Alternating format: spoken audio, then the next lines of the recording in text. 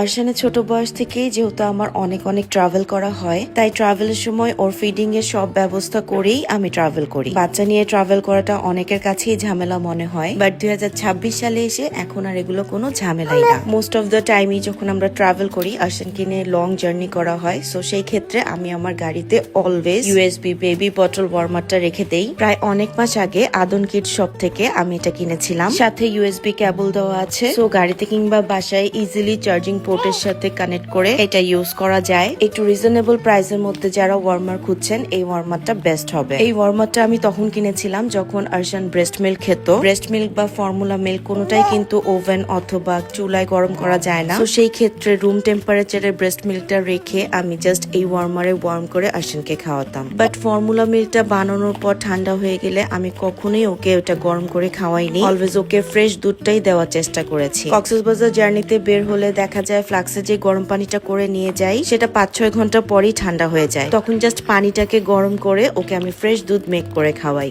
একটু ছোট ছোট টিপস আর কিছু প্রোডাক্ট ইউজ করলেই কিন্তু বাচ্চাদেরকে নিয়ে জার্নি করাটা ইজি হয়ে যায়। ফর্মুলা মিল্ক বানানোর পর ও যখন একবার সেটা মুখে দেয়, সেই দুধটা আমি কখনো গরম করে ওকে খাওয়াই না, বাট মুখে না দিলে 2 ঘন্টার ভিতরে খাওয়ানো যাবে। ভিডিওটি হেল্পফুল মনে হলে শেয়ার করে দিবেন। দেখা হবে নেক্সট কোনো ভিডিওতে।